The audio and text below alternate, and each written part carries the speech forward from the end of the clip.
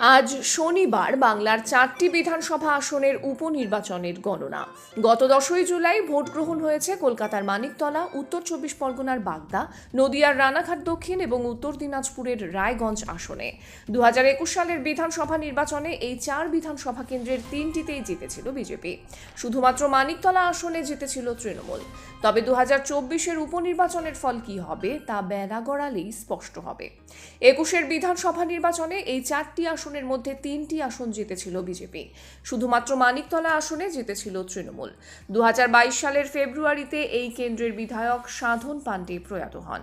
তবে মামলার কারণে এখানে এতদিন উপনির্বাচন হয়নি।